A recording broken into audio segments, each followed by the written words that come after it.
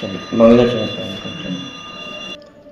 नमो अरिहंताणं नमो सिद्धाणं नमो आयर्याणं नमो वज्रायाणं नमो लोके सर्वसाहुणं। मंगलम भगवान वीरो मंगलम गौतमो गणी मंगलम कुंद कुंदाद्यो जैन धर्मोस्तु मंगलम। सर्वमंगल मांगल्यम सर्वकल्याणकारकम प्रधानं सर्वधर्माणां जैनं जयतु शासनम्। वन्दितु सर्वसिद्धे धूमचलमणोमवं गतिं पत्ते वोच्छामि समयपालनं विनमो सुधकेवली भणितम्।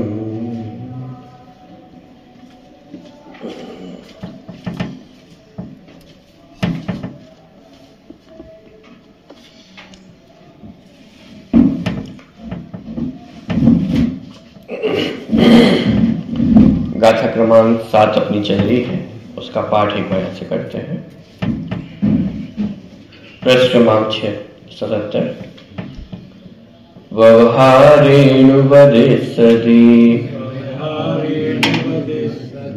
प्राणेश चरित दंसनं प्राणम् णविराणं न चरितम् दंसनं जानवो शुद्धो।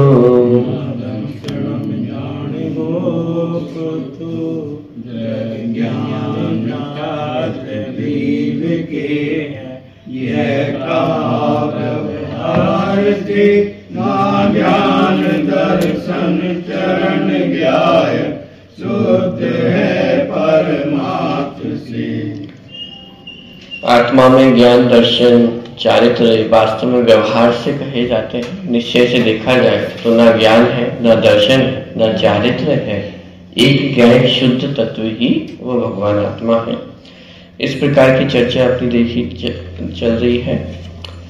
प्रश्न हमारे सामने एक उपस्थित हुआ था, और प्रश्न इसलिए उपस्थित हुआ था क्योंकि दृष्टि के विषय की बात चल रही है, और उस दृष्टि के विषय में बार बार ये कहा जा रहा था कि द्रव्य का ध्यान करना है, द्रव्य पे दृष्टि करनी है। तो प्रश्न ये था कि वो द्रव्य कौन है, जिसे द्रव्य दृष्टि भी कहा जाता है दृष्टि के विषय को।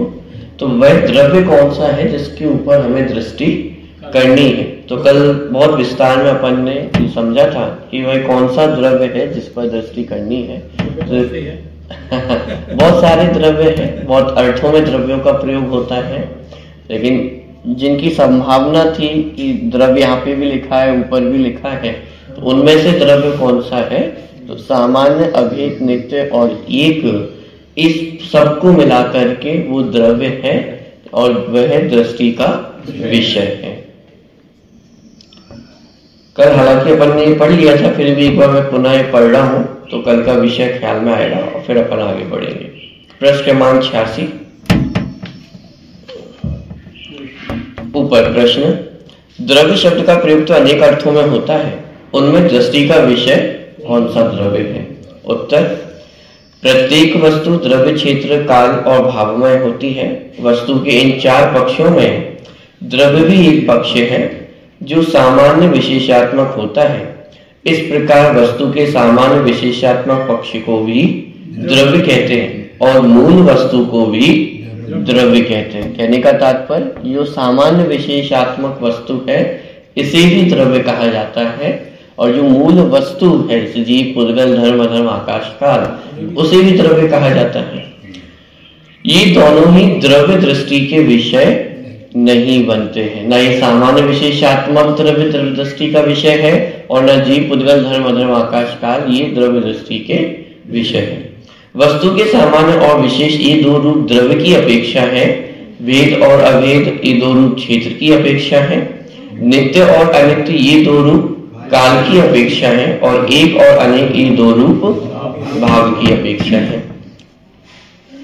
जिस प्रकार गुणों का अभेद द्रव्यार्थिक न्याय का विषय है और गुणभेद पर्यायार्थिक न्याय का, प्रदेशों का अभेद द्रव्यार्थिक न्याय का विषय है और प्रदेश भेद पर्यायार्थिक न्याय का, द्रव्य का अभेद अर्थात सामान्य द्रव्यार्थिक न्याय का विषय है और द्रव्य भेद अर्थात विशेष पर्यायार्थिक न्याय का, उसी प्रकार काल पर्यायों का अभेद द्रव्यार्थिक न्याय का विषय होता है और काल भेद अर्थात पर्याय पर्यायार्थिक न्याय का विषय बनता है।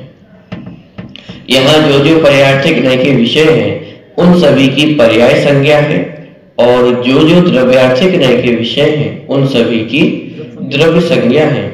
इस प्रकार अध्यात्म में गुण भेद, प्रदेश भेद, द्रव्य भेद एवं काल भेद इन सभी की पर्याय संज्ञा ही है और ये सभी पर्याय द्रव्यार्थिक न्याय का विषय नहीं बनती, अतः दृष्टि का विषय भी नहीं बनती है। ये पूरी चर्चा जो थी कल अपन ने पढ़ ली थी, इसलिए सिर्फ मैं आज यहाँ से पढ़ रहा हूँ।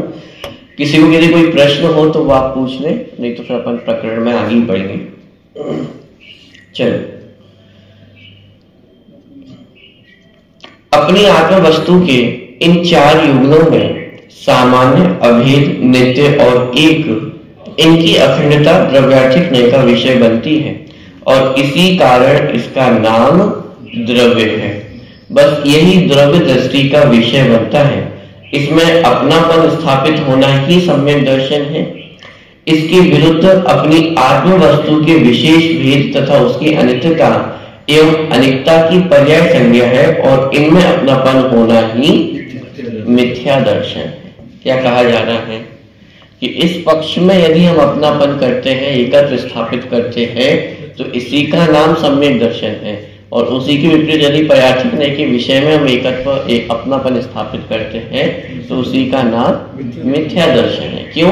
क्योंकि जब पर्यायार्थिक न्याय के विषय को हम देखते हैं तो उसमें अनित्यता दिखाई दे रही है, भेद आदि दिखाई दे रहे हैं और ये वास्तव में एकत्व करने योग्य नहीं है, क्योंकि पर्याय में तो हमें बहुत सारी पर्याय भी हमें दिखाई देंगी, अवस्था हालत दिखाई देंगी, मनुष्य पर्याय, त्रियंश पर्याय आदि के भी, ये सब पर्यायार्थिक न्याय के ही विषय है। और जब उनमें एकत्वादिक बुद्धि करता है तो इसका मतलब वो शरीर आदिक में एकत्व बुद्धि कर रहा है और अन्य द्रव्य में एकत्वादी बुद्धि करना, ये सब मिथ्यात्व के ही लक्षण है। इसलिए कहा कि जैसे समय सारणी में भी जो बात आती है, पज्जय मूढ़ा ही पर समय, तो मूढ़ क्यों कहा?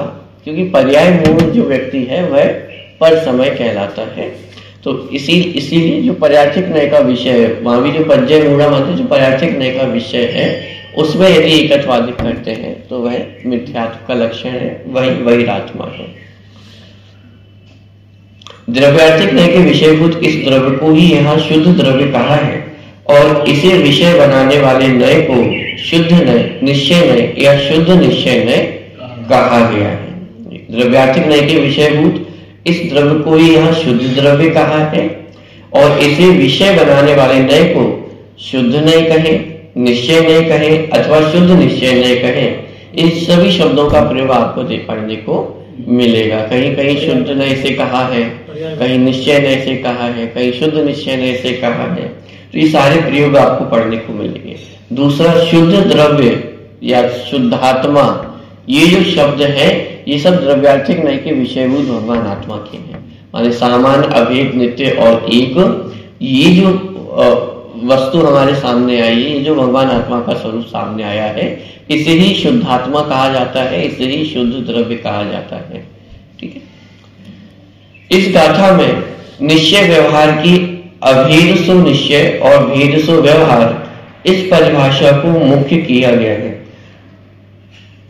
यही कारण है कि यहाँ अभेद को निश्चय और गुण भेद को व्यवहार कहा गया है। निश्चय व्यवहार की भी अलग अलग परिभाषा हमने पढ़ी है, तो उसमें से भेद सो व्यवहार और अभेद सो निश्चय, ये जो परिभाषा है इसको मुख्य करके यहाँ पे कथन किया गया है। क्योंकि आत्मा में गुण भेद करना ये व्यवहार नहीं का कथन है, क्योंकि यहाँ पे भेद खड़े हो रहे हैं और उसी को यदि अभेद करके कथन किया जाएगा तो वह निश्चय का कथन बनेगा। अग्नि के दाहक, पाचक एवं प्रकाशक स्वभाव का उदाहरण देते हुए आचार्य जयसेन इस गाथा के भाव को इस प्रकार स्पष्ट करते हैं। अब यहाँ पे जो आचार्य जयसेन द्वारा कृत टीका है उसका उदाहरण यहाँ पे स्पष्ट किया जा रहा है। जिस प्रकार अभेद रूप निश्चय से अग्नि एक ही है, ऐसा निश्चय करके बाद में भेद रूप व्यवहार से इस प्रकार प्रतिपादित करते हैं कि वह अग्नि जलाती है इसलिए दाहक है, पकाती है इसलिए पाचक है, और प्रकाश करती है इसलिए प्रकाशक। अब देखिए अग्नि कितनी है? एक ही है, लेकिन उसी एक अग्नि के कितने अलग अलग नाम हैं? जलाती है इसीलिए दाहक है, पचाती है इसलिए पाचक है, और भोजन को पकाती है इसलिए पाचक है, और प्रकाश करती है इसीलिए प्रकाशक है। इस प्रकार की व्युत्पत्ति के द्वारा विषय के भेद से वही अग्नि तीन प्रकार की कही जाती है। अग्नि कितनी है? ये एक ही अग्नि है, लेकिन एक ही अग्नि के तीन तीन नाम है। वही दाहक है, वही पाचक है, वही प्रकाशक है, और सिर्फ नाम ही नहीं कि नाम के लिए रख दिया होना, काम भी है, जलाती भी है, पकाती भी है और प्रकाशित भी करती है। तो इतने काम करने पर भी, इतने गुण होने पर भी अग्नि कितनी है? एक ही है। जैसे यहाँ पे उदाहरण में भी तीन गुणों की चर्चा की है। तीन गुण क्यों लिए? अग्नि के उदाहरण में सिर्फ तीन गुण क्यों लिए हैं? दाहक, पाचक और प्रकाशक। विशेषताएं तो और भी है, लेकिन तीन विशेषताएं क्यों ली? क्योंकि मूल गाथा में आत्मा के भी तीन गुणों को लिया गया है, ज्ञान, दर्शन और चारित्र। तो उसी के क्रम में उदाहरण में भी तीन गुणों को लिया, दाहक, पाचक और प्रकाशक। तो जिस प्रकार अग्नि में दाहक, पाचक और प्रकाशक की विशेषताएं पाए जाने पर भी अग्नि वास्तव में कितनी है? एक ही है। उसी प्रकार आत्मा में भी ज्ञान, दर्शन, चारित्र पाए जाने पर भी शुद्धात्मा कितना है? एक ही है। यह बात यहाँ पे स्पष्ट की जा रही है। उसी प्रकार यह जीव अभेद रूप निश्चय से शुद्ध चेतन मात्र होते हुए भी भेद रूप व्यवहार से इस प्रकार प्रतिपादित करते हैं कि यह जीव जानता है इसलिए ज्ञान है, देखता है इसीलिए दर्शन है, और आचरण करता है इसलिए चारित्र है। इस प्रकार की व्युत्पत्ति के द्वारा विषय के भेद से वही जीव तीन प्रकार का भी कहा जाता है, तीन भेद रूप भी हो जाता है। जिस प्रकार दाहक, पाचक और प्रकाशक इन गुणों के कारण अग्नि को भी दाहक, पाचक और प्रकाशक कहा जाता है, पर मूलतः अग्नि तीन प्रकार की नहीं, वह तो एक प्रकार की ही है, एक ही है। उसी प्रकार ज्ञान, दर्शन और चारित्र गुणों के कारण आत्मा को भी ज्ञान, दर्शन और चारित्र कहा जाता है, पर इस कारण आत्मा तीन प्रकार का तो नहीं हो जाता। आत्मा तो एक प्रकार का ही रहता है, एक ही रहता है। प्रकरण ख्याल में आ रहा है पूरा? और कितना सरल उदाहरण देकर के पूरी बात स्पष्ट कर दी है कि जिस प्रकार अग्नि में विशेषताएं पाई जाने पर भी अग्नि तो एक ही होती है, वह अलग अलग रूप नहीं हो जाती, तीन रूप नहीं हो जाती। ऐसा नहीं है कि दाहक वाली अग्नि अलग हो, पाचक वाली अग्नि अलग हो और प्रकाशक वाली अग्नि अलग हो, ऐसा नहीं। एक ही अग्नि है, उस एक ही अग्नि में तीनों विशेषताएं पाई जाती हैं। तीनों विशेषताएं पाए जाने पर भी, तीनों अलग अलग नाम पाए जाने पर भी अग्नि तो एक ही है।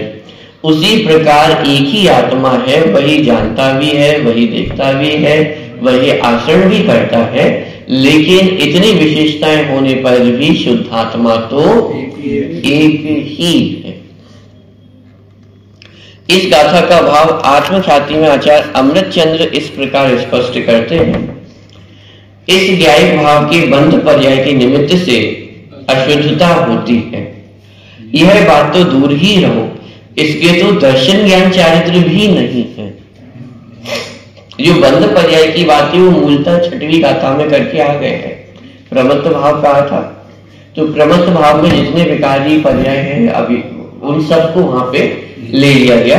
तो इस ज्ञायक भाव के बंध पर्याय के निमित्त से अशुद्धता होती है, ये तो हम सबको स्वीकृत है, इसमें कोई कठिन बात नहीं है कि बंध पर्याय के निमित्त से अशुद्धता उत्पन्न होगी। माने बंध पर्याय का लक्ष्य करेंगे। बंध पर्याय माने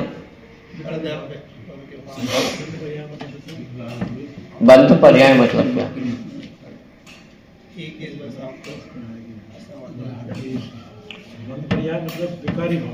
बंध पर्याय मतलब मूलतः इस शरीर के साथ जो हम अथवा कर्मों के साथ जो बंधन को प्राप्त है और फिर उसमें जो हमारी मूलता होती है, अज्ञानता होती है, तो इसलिए कहा बंध पर्याय के निमित्त से अशुद्धता उत्पन्न होती है।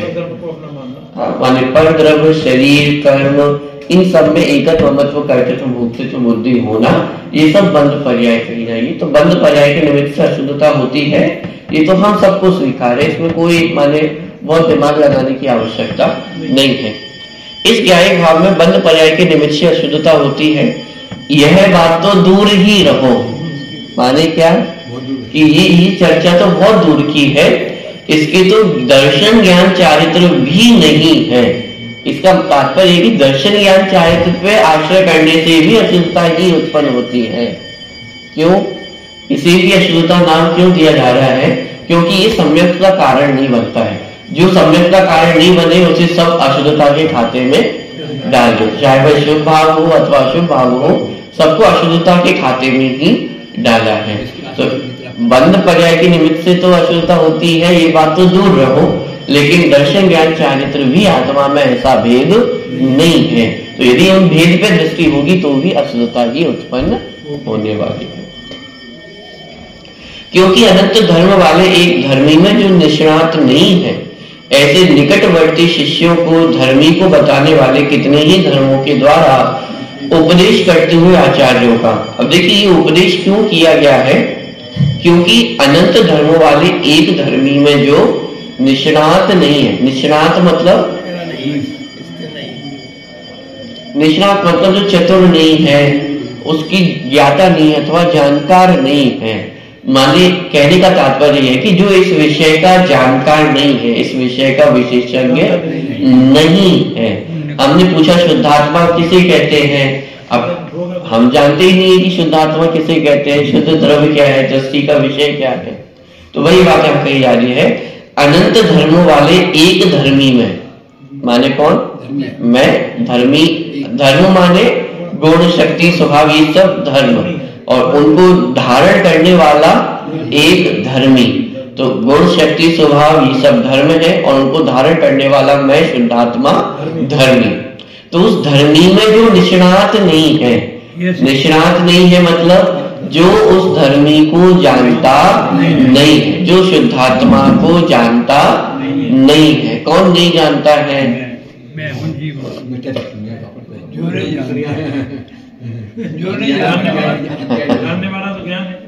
ये हमें तो अपना विचार करना है कि मैं जानता हूँ कि नहीं जानता हूँ। मैं नहीं कह रहा कि आप नहीं जानते हैं, ये तो स्वयं को विचार करना होगा कि आप जानते हैं या नहीं जानते हैं। नहीं जानते हैं तो बहुत प्रयास करने की आवश्यकता है, बहुत सारे उपक्रम करने की आवश्यकता है जिससे हम उस धर्मी में निष्णात हो सके। तो उस अनंत धर्मों वाले एक धर्मी में जो निष्णात नहीं है, ऐसे निकटवर्ती शिष्यों को, कैसे शिष्यों को, ये एक एक विशेषण देने का भी कारण है। माने आचार्य का भी यदि भाव आ रहा है किसी को उपदेश देने का, तो भी निकटवर्ती शिष्य को, क्योंकि उनकी रुचि उनको ख्याल में आ रही है कि भले ही अभी धर्मी के संबंध में जानते नहीं है, लेकिन कम से कम रुचि तो है जानने की, जिज्ञासा तो है अंदर से जानने की, तो उनको उपदेश दिया जा रहा है। अब जिनको सुनने की भी इच्छा ना हो, समझने की भी इच्छा ना हो, तो आचार्य वहां अपना समय भी व्यर्थ नहीं करते हैं।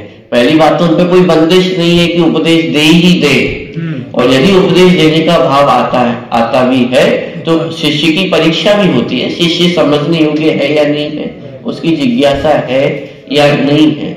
जैसे अकम्पनाचार्य और 700 बुनियादों का जो अपन प्रकरण पढ़ते हैं, तो वहां पे जो चारों मंत्री उनके दर्शन करने आए थे, तो अगमनाचार्य ने पहले ही सबको ये सूचित कर दिया था कि कोई कुछ भी बोलेगा नहीं। क्यों?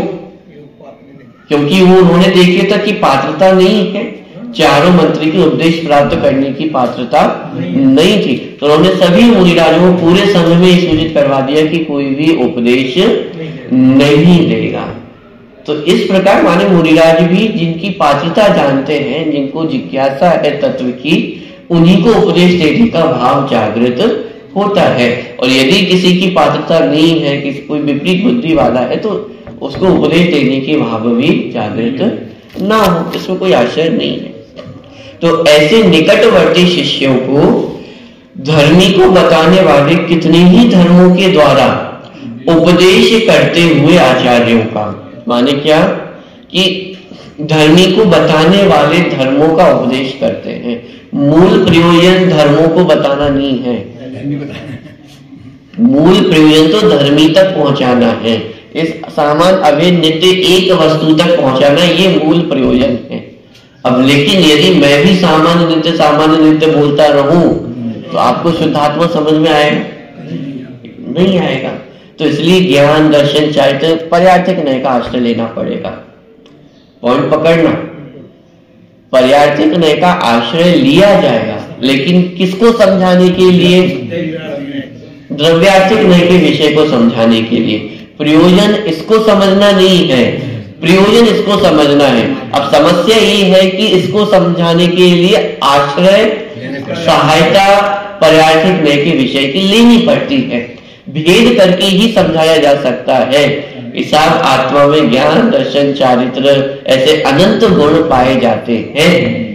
तो आश्रय इसका लिया गया है, समझाया इसको जा रहा है। पॉइंट पकड़ में आ रहा है? तो ऐसे निकटवर्ती शिष्यों को धर्मी को बताने वाले कितने ही धर्मों के द्वारा, कितने धर्मों के द्वारा, अब अनंत का तो वर्णन नहीं कर सकते, लेकिन फिर भी आचार्यों ने कितना प्रयास किया है। ज्ञान दर्शन चारित्र सुख वीर अनंत माने अनंत भगवान में देखे तो अनंत चतुष्ट सिद्ध भगवान के 8 मूल गुण, इसी के समय सागर के परिशिष्ट में 47 शक्तियां, 6 सामान्य गुण तो सभी द्रव्यों में है ही। माने इन अनंत धर्म गुण में से भी कितने सारे गुण धर्म शक्ति को आचार्यों ने स्पष्ट किया है। देखिए, तो निकटवर्ती शिष्यों को धर्मी को बताने वाले कितने ही धर्मों के द्वारा उपदेश करते हुए आचार्यों का, यद्यपि धर्म और धर्मी का स्वभाव से अभेद है, तथापि नाम से भेद करके व्यवहार मात्र से ही ऐसा उपदेश है कि ज्ञानी के दर्शन है, ज्ञान है, चारित्र है। किंतु परमार्थ से देखा जाए तो अनंत पर्यायों को एक द्रव पी गया होने से जो एक है, ऐसे कुछ मिले हुए आस्वाद वाले अभेद एक स्वाभाविक तत्व का अनुभव करने वाले को दर्शन भी नहीं है, ज्ञान भी नहीं है, चारित्र भी नहीं है, एक शुद्ध ज्ञायक ही है। कितना प्यारा शब्द लिखा। अरे ये मूल टीका की चर्चा चल रही है कि मानो अनंत पर्यायों को द्रव्य पी गया हो, माने उसमें भेद नहीं है, एक अभेद रूप सत्ता ही है। और ऐसे ज्ञाय भाव का अनुभव करने वाले को न ज्ञान है, न दर्शन है, न चारित्र है। अच्छा, तो ये तो जिसने आत्मा का अनुभव कर लिया उनको ज्ञान दर्शन चारित्र नहीं है। जिन्होंने आत्मा का अनुभव नहीं किया उन्हें कि अरे भाई ज्ञान दर्शन चारित्र की सत्ता तो सभी को है, लेकिन उनकी सत्ता गुण भेद रूप से नहीं है। अब ये बात जानने में किसको आती है कि जिसने जाना उसे जानने में आती है। तो ज्ञानियों को जानने में आती है, अज्ञानियों को जानने में नहीं आती है। इसलिए ऐसा लिखा कि जिसने उस ज्ञाय भाव का अनुभव किया है उनको ना ज्ञान है, ना दर्शन है, ना चारित्र है। जैसे जिसने रसगुल्ले का आनंद लिया हो तो ना उसको शक्कर है, ना मावा है, ना और चीजें हैं, उसके लिए तो क्या है? रसगुल्ला है। उसे आनंद लेना आता है ना, जिसे रसगुल्ले का आनंद लेना आता है उसके लिए बाकी कोई चीजें नहीं है। अब जिसे रसगुल्ले का आनंद लेना ना आता हो तो अपना माथा फोड़ता रहेगा कि इसमें इतनी शक्कर है, इतना ये है, उतना वो है। लेकिन यदि आनंद लेना हो तो उसका एक अभेद आनंद ही लिया जा सकता है। लोक में कर्मोदय से होने वाले रागादि भावों को आत्मा की अशुद्धि मानी जाती है। क्या? जितने भी रागादिक भाव है वे सब आत्मा की अशुद्धि है। व्यवहार नय की प्ररूपणा से जिनवाणी में भी इस प्रकार का प्ररूपण प्राप्त होता है, पर यहाँ तो दर्शन ज्ञान चारित्र के भेद को भी अशुद्धि कहा जा रहा है। सामान्यतः अशुद्धि किसे कहा जाता है?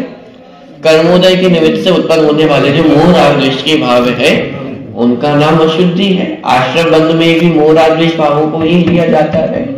एक सामान्य कथन है कि जो मोह राग द्वेष के भाव है ये भी सब अशुद्ध है। लेकिन यहाँ तो दर्शन ज्ञान चारित्र के भेद को भी अशुद्धि कहा जा रहा है। किसे अशुद्धि कहा जा रहा है? कि ज्ञान दर्शन चारित्र ये भी अशुद्धि के ही कारण है।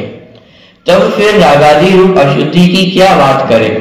तात्पर्य यह है कि जब दृष्टि के विषय में विकल्प उत्पादक होने से गुणभेद को भी शामिल नहीं किया जाता है तो रागादि रूप प्रमत्त पर्यायों को शामिल करने का तो प्रश्न ही पैदा नहीं होता है।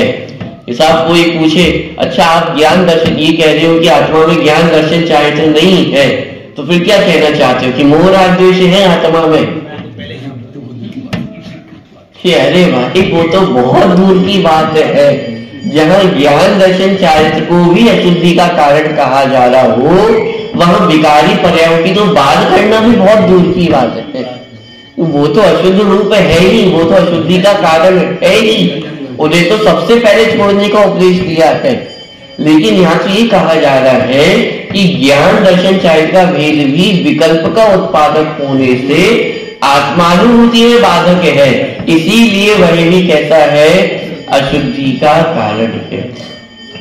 अब जो मोह राग द्वेष के भाव वे तो अशुद्ध भाव ही है, लेकिन जो शुभ भाव है माने ज्ञान दर्शन चारित्र का विचार करना, उनका लक्ष्य करना, ये शुभ भाव है और इस शुभ भाव को भी अशुद्धि का कारण ही कहा जा रहा है।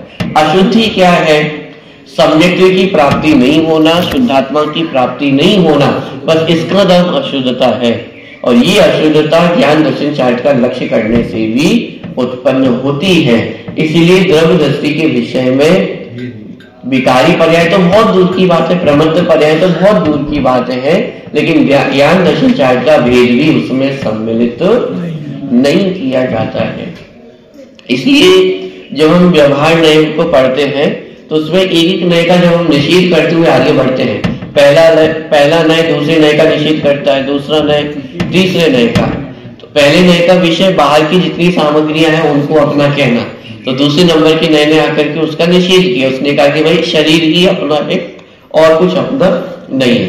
फिर तीसरे नंबर का नय आकर के शरीर का भी निषेध कर देता है, ये शरीर भी अपना नहीं है, कर्म भी अपने नहीं है। हाँ, ये जो विकल्प उत्पन्न होते हैं, जो विकारी विकल्प उत्पन्न हो रहे हैं, वो किसके हैं? वो जीव के हैं। फिर चौथे नंबर का नय आकर के उनका भी निषेध कर देता है कि साहब ये जो विकल्प है, विकारी पर्याय है, ये भी आत्मा की नहीं है। तो फिर क्या है कि मात्र शुद्ध पर्यायों का करता है, शुद्ध पर्यायों का करता है और आत्मा में ज्ञान दर्शन चारित्रादिक भेद ये पाए जाते हैं। ये चौथे नंबर के नय तक की चर्चा है। अब जब आगे के निश्चय नय आएंगे तो वो इस बात का भी निषेध करेंगे कि आत्मा न शुद्ध पर्यायों का करता है और न उसमें भेद पाए जाते हैं, न उसमें ज्ञान दर्शन चारित्र के भेद है और न वह शुद्ध पर्यायों का करता है। बात समझ में आ रही है? क्योंकि हमें पहुंचना शुद्धात्मा तक है, जो कहता है सामान्य अभेद नित्य और एक है, जिसमें किसी प्रकार के भेद नहीं पाए जाते हैं, जिसमें किसी प्रकार की अनित्यता नहीं पाई जाती है। अनित्यता क्यों? क्योंकि यदि शुद्ध पर्यायों का कर्ता माना जाए तो फिर अनित्यता खड़ी होगी। क्योंकि कोई भी यदि कार्य किया जाएगा तो कार्य करने में समय लगेंगे, टाइम लगेगा, प्रोसेसिंग होगी। प्रोसेसिंग बिना अनित्यता के, बिना क्षणिकता के नहीं हो सकती। कुछ बदलाव होगा ना कुछ कार्य करने में, तो उसके लिए अनित्यता की आवश्यकता है। लेकिन शुद्धात्मा कैसा है? सामान्य अभेद नित्य एक है, जिसमें कुछ होता नहीं है, जिसमें कुछ करना नहीं है। इसीलिए ज्ञान दर्शन चार्ट का भेद भी यहाँ अशुद्धि का ही कारण कहा जा रहा है। घबराना नहीं कि ज्ञान दर्शन तो आत्मा का स्वभाव है और उसे अशुद्ध कहा जा रहा है, फिर तो शुद्ध कुछ बचेगा ही नहीं। यहाँ उस स्वभाव को अशुद्ध नहीं कहा जा रहा है, उस स्वभाव में भेद करने को अशुद्धता का कारण कहा जा रहा है, क्योंकि स्वभाव मूलतः कैसा है? अभेद है। उस अभेद में यदि भेद किया जाएगा तो अशुद्धता उत्पन्न होगी। ठीक है। यद्यपि आत्मा तो अनंत गुणों का अधिष्ठाता एक धर्मी है, सहभागी पर्याय है नाम जिनका, ऐसे अनंत गुणों का अखंड पिंड है। क्योंकि धर्म और धर्मी में, गुण और गुणी में स्वभाव से भी अभेद होता है, तथापि जो लोग उस अभेद अखंड धर्मी आत्मा को समझते नहीं है, उन्हें समझाने के लिए आचार्य देव धर्मों और गुणों के भेद करके समझाते हैं।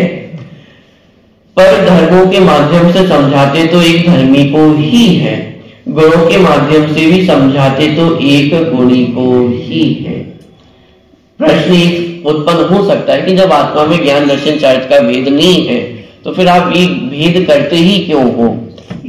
तो उसका समाधान भी आचार्य ने दिया कि जो शुद्ध आत्मा को नहीं जानते हैं उसे भेद करके समझाना पड़ता है। यदि भेद करके नहीं समझाए तो समझ में ही नहीं आएगा, ये मजबूरी है। जो व्यवहारी जन है उन्हें व्यवहार की भाषा में ही समझाया जाता है, लेकिन स्वयं व्यवहारी हो जाना ये उचित नहीं है। जैसे उदाहरण आएगा, जैसे मिलेच्छ है तो मिलेच्छ को मिलेच्छ की भाषा में ही समझाया जाएगा। अब कोई फॉरेनर आ जाए, अब वो इंग्लिश ही जानता हो, अब आप उससे हिंदी में बात करो तो उसे समझ में आएगा क्या? नहीं आएगा। तो उसके लिए इंग्लिश भाषा का प्रयोग किया जाएगा, लेकिन स्वयं फॉरेनर हो जाए, अपनी भारतीयता को छोड़ दे, ये तो उचित नहीं है ना। उसी प्रकार व्यवहारी जन को व्यवहार भाषा में समझाया जाएगा, लेकिन स्वयं व्यवहारी हो जाए ये उचित नहीं है। व्यवहार का जितना प्रयोजन है उसको वहां तक स्वीकार किया, लेकिन व्यवहार समझाने के लिए था, लेकिन समझाया किसको जा रहा था? कि एक अभेद शुद्धात्मा को ही समझाना ये प्रयोजन था। उस एक अभेद शुद्धात्मा को भी भाषा की कमजोरी है कि उसे भी भेद करके समझाना पड़ता है। जो अभेद है उसे भी भेद करके समझाया जाता है, लेकिन समझाया किसको जा रहा है? उस अभेद वस्तु को ही। तो जहां तक समझ नहीं आ रहा था वहां तक भेदों का प्रयोजन था। अब लेकिन जब समझ में आ गया है तो अब भेदों की आवश्यकता नहीं है। जैसे छोटे बच्चे होते हैं तो उन्हें ABCD पढ़ाई जाती है, तो कैसे पढ़ाई जाती है? A for apple, B for ball, C for cat, D for dog.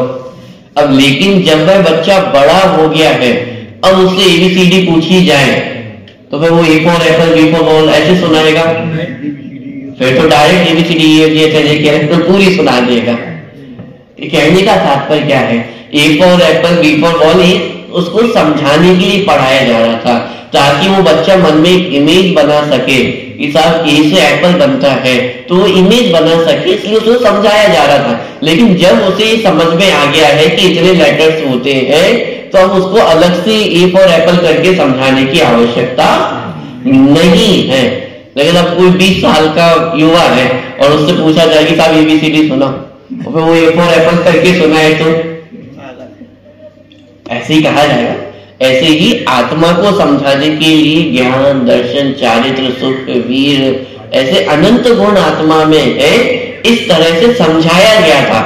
लेकिन जब शुद्धात्मा समझ में आ गया है तो अब भेदों की आवश्यकता नहीं है। पॉइंट पकड़ में आ रहा है। इसलिए कहा कि ना आत्मा में ज्ञान है, ना दर्शन है, ना चारित्र। ये तो प्राइमरी लेवल की बात थी, ये तो नर्सरी की बात थी, समझाने के लिए कहा जा रहा था। लेकिन जब अब समझ में आ गया है तो अब नर्सरी की बात ही थोड़ी ना करते रहेंगे। यदि 12th में आ गए तो अब 12th की बात की जाएगी, नर्सरी की बात थोड़ी ना की जाएगी। पॉइंट पकड़ में आ रहा है। और कोई 12th क्लास में आकर के नर्सरी की बातें करे तो जैसे अभी कहा था कि वो तो पागल ही कहा जाएगा, ऐसे ही यहाँ पर भी ज्ञान दर्शन चारित्र के भेद आत्मा को समझाने के लिए किए थे, लेकिन मूल आत्मा में ऐसे भेद नहीं है। मूल आत्मा तो एक अभेद रूप ही होती है।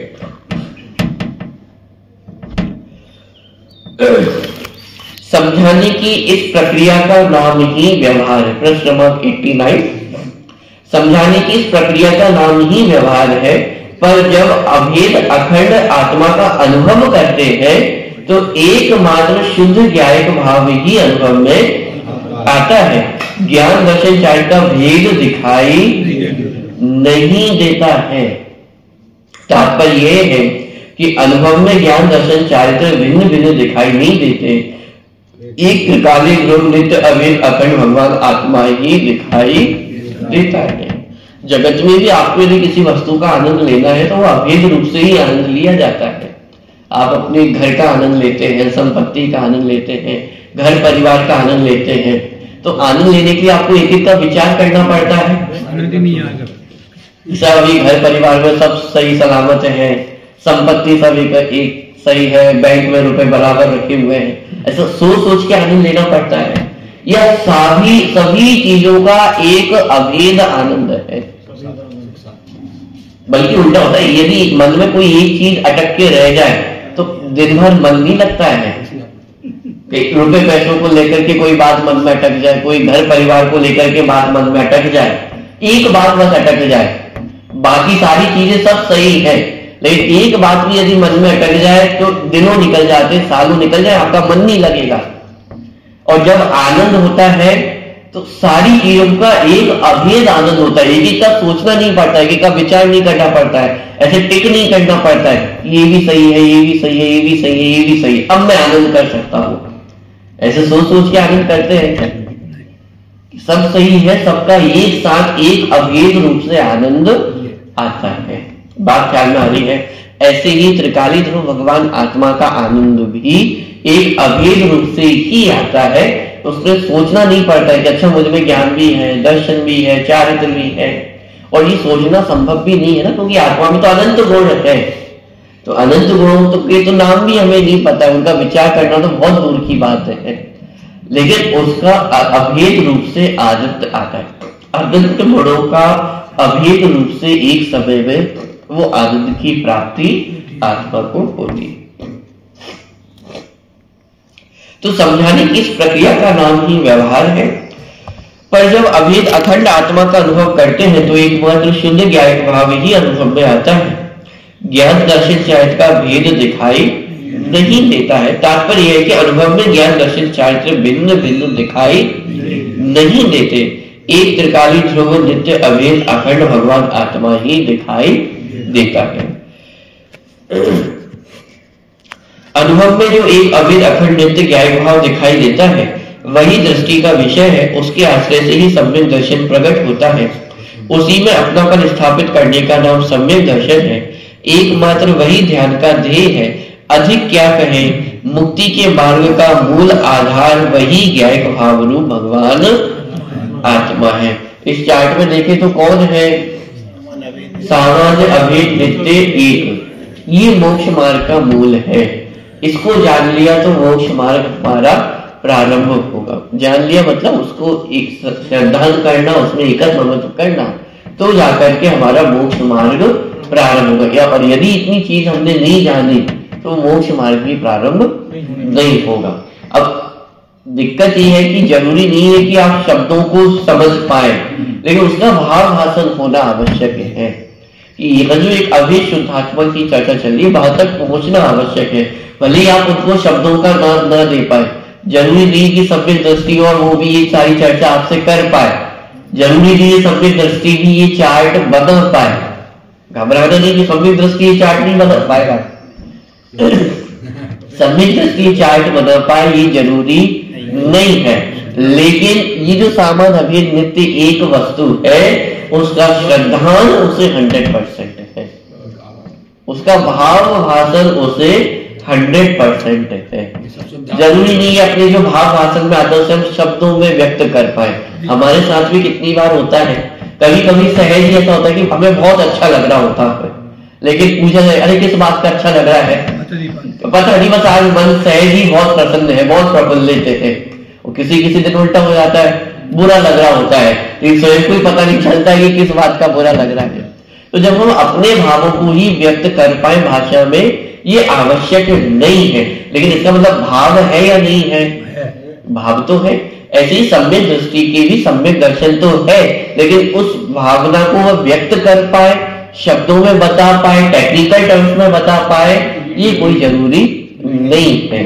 तो इसीलिए ये चीजें समझाई जा रही है और इसका भाववाचक होना आवश्यक है। कदाचित आप आज जाए और कदाचित आगे चल करके भूल भी जाए, लेकिन भूलने का मतलब प्रमाद को पोषण करना नहीं है। प्रमाद के कारण यदि भूल रहे तो मिथ्यात्व ही है। बात यह है कि पुरुषार्थ करने पर भी, बहुत प्रयास करने पर भी यदि आपको याद ना भी रह पाए, तो इतना कम से कम ध्यान रहे कि मैं एक शुद्धात्म तत्व हूं और उसमें कोई भेद प्रभेद नहीं है। बस उस शुद्धात्मा की अनुभूति का नाम ही सम्यक है। ठीक, अनुभव में जो एक अभेद अखंड नित्य ज्ञायिक भाव दिखाई देता है, वही दृष्टि का विषय है। उसके आश्रय से ही सम्यक दर्शन प्रकट होता है।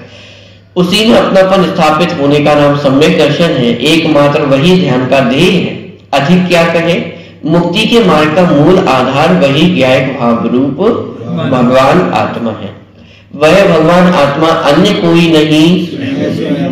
ये जो इतनी सारी चर्चा चल रही है, वो किसकी चर्चा चल रही है? ये अपनी चर्चा चल रही है, ये किसी थर्ड पार्टी की चर्चा नहीं चल रही है। ऐसी दृढ़ आस्था, स्वानुभव पूर्वक दृढ़ प्रतीति, तीव्र रुचि ही वास्तविक धर्म है, सच्चा मुक्ति का मार्ग है। धर्म किसका नाम है? कि अपने प्रति रुचि होना, बस इसका ही नाम धर्म है। जैन धर्म इसके अलावा और कुछ भी नहीं है। सामान्य अभेद नित्य एक इस वस्तु को जानने का नाम ही धर्म है। इसके अलावा धर्म और कुछ भी नहीं है। तो साहब ये स्वाध्याय जो अपन कर रहे हैं, धर्म है कि नहीं है? ये जो मंदिर आते हैं, पूजन पाठ करते हैं, ये धर्म है कि नहीं है? ये धर्म नहीं है। घबराना नहीं। तो साहब ये सब करना छोड़ दे क्या? आगे विचार कर सकता है। ये समझना आवश्यक है धर्म किसका नाम है। धर्म तो एक शुद्धात्मा को जानने का नाम ही है। अब जब तक उस शुद्धात्मा को हम नहीं जान पाते हैं, तो उसी चीज में हम लगे रहे, तो उसके सहायक ये बाकी सारी चीजें हैं।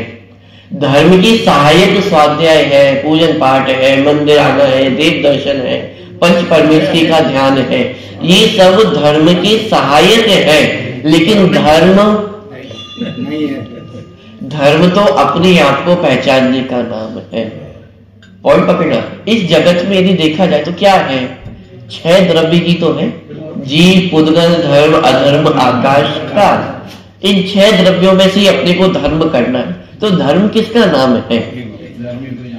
जो जैसा है उसको वैसे जानने का नाम धर्म है। जीव को जीव जानना, पुद्गल को पुद्गल जानना, धर्म को धर्म जानना, धर्म को अधर्म जानना, काल को काल जानना, आकाश को आकाश जानना, इसका नाम धर्म है। अब लेकिन धर्म की परिभाषा में हम 6 द्रव्यों को नहीं लेते, क्योंकि हमारा मूल प्रयोजन तो मुझसे है। मैं पुद्गल को पुद्गल जान भी लूं, लेकिन अपने आप को नहीं पहचान पाऊं तो क्या काम का निकलने वाला है। इसलिए धर्म की परिभाषा में बाकी 5 द्रव्य गौण हो जाते हैं और एक जीव द्रव्य ये मुख्य रहता है कि मुख्य तो अपने को जानना है। अपने को जान लिया तो बस वही धर्म है। अब उसको जानने की बाकी सारे सहायक हैं। पंच परमेष्ठी का स्मरण करना, पूजन पाठ आदि करना, स्वाध्याय करना, ये सब धर्म के सहायक है, धर्म नहीं है। पॉइंट पकड़ना। धर्म किसका नाम है?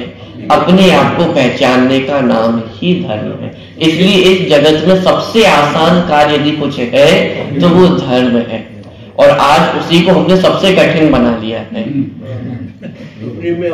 हमारी भाषा भी ऐसी हो गई है कि साहब लौकिक कार्य तो आसान है, ये धर्म बड़ा कठिन है। अब कठिन क्यों लगता है? क्योंकि हमने धर्म नाम समझ किसका रखा है? ऊपर के क्रिया। मंदिर जाना, इतनी गर्मी में कौन मंदिर जाए? बहुत कठिन है। कौन पूजा पाठ करे? 1 घंटे तक बैठ के कौन पूजा पाठ करे? बहुत कठिन काम है। ये स्वाध्यायी ग्रंथ, ये प्राकृत भाषा, संस्कृत भाषा में समझ में ही नहीं आती है। सब धर्म बहुत कठिन काम है। आलू छोड़ना है, प्याज छोड़ना है, धर्म कैसा है? बहुत कठिन है। अरे भाई, धर्म तो सबसे सरल काम है। अपना काम है, अपने लिए है, और उसमें किसी की आवश्यकता ही नहीं है। दुनिया का आप कोई भी काम उठा करके देखें, उसमें थर्ड पार्टी की आवश्यकता होगी होगी। 2 चीजें तो कम से कम चाहिए ही होंगी, तब जाके आपकी दुनिया के काम होंगे। ये तो मिनिमम बात कर रहा हूँ, 2 चीजें। लेकिन कितने काम है जिन 2 चीजों से काम चल जाए? कितनी सारी चीजें मिलानी पड़ती, तब जाकर के एक काम होता है। एक छोटा काम भी हो, चाय बनाने का, भोजन बनाने का, कितनी चीजें चाहिए? अरे दुनिया भर की चीजें चाहिए, तब जाकर के वो हमारा एक थाली भोजन बनता है। मान कितना कठिन कार्य है। लेकिन धर्म दुनिया का सबसे सरल कार्य है। ये किसी दूसरे के लिए नहीं करना है, अपने लिए करना है, अपना काम है। और इस काम को करने के लिए किसी दूसरी वस्तु की आवश्यकता ही नहीं है। जितनी आवश्यकता है वो सब मेरे पास ऑलरेडी मौजूद ही है। कहीं से बटोर करके भी नहीं लाना है। बस इतना है कि जो है उसको वैसा जानना है, मानना है, स्वीकार करना है। इतना सा काम, इतना सा धर्म है। इसके अलावा धर्म और कुछ भी नहीं। बाकी जो सब है वह सब इसके सहायक है। वह भगवान आत्मा अन्य कोई नहीं, मैं स्वयं हूं। ऐसी दृढ़ आस्था, स्वानुभव पूर्वक दृढ़ प्रतीति, तीव्र रुचि ही वास्तविक धर्म है, सच्चा मुक्ति का मार्ग है। इस ज्ञान भाव में अपनापन स्थापित करना ही आत्मार्थी मुमुक्षु भाइयों का एकमात्र कर्तव्य है।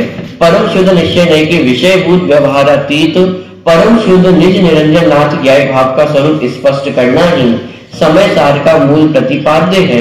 और इसी शुद्ध ज्ञान भाव का स्वरूप इन 6वीं 7वीं गाथाओं में बताया गया है। अतः ये गाथाएं समय सार की आधारभूत गाथाएं हैं। आपको मन में लग रहा होगा, आप 1-2 गाथाओं में इतना समय निकाल गए, महीनों निकल गए, अभी 2 गाथाओं से आगे नहीं बढ़ पाए हैं, क्योंकि ये आधार स्तंभ है। समय सार ग्रंथ का आधार है। आधार मजबूत होगी तो ऊपर की बिल्डिंग बहुत आसानी से बनती चली जाएगी। लेकिन यदि आधार कमजोर रह गया तो जितना हम पढ़ेंगे वो सब धराशायी हो जाएगा। इसलिए इतना समय, इतनी शांति से हम इस विषय को पढ़ रहे हैं।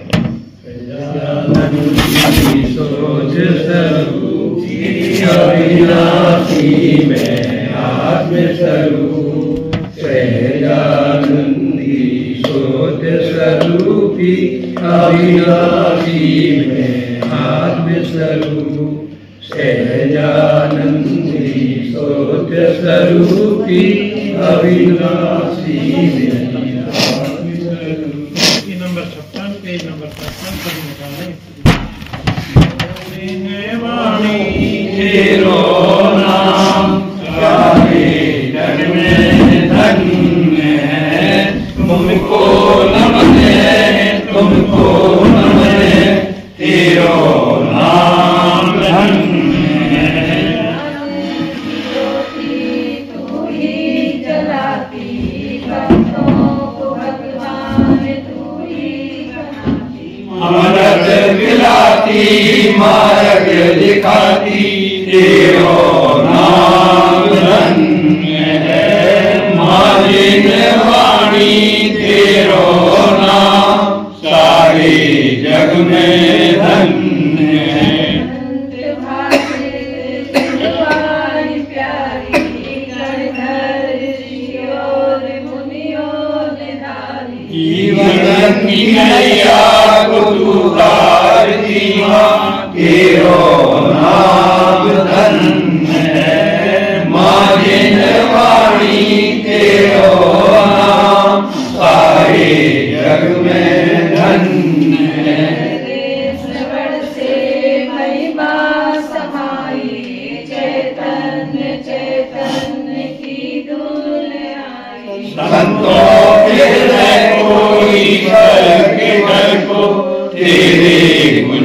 के छंद है मारे जवानी तेरो नाम सारे जग में धन्य है। संसार का रस तिलो तुमको नमन है तुमको नमन है तेरो नाम धन्य है। माजिन वाणी तेरो नाम सारे जग में धन्य है। जावानी सोवानी वाणी माता की राममयी धर्म की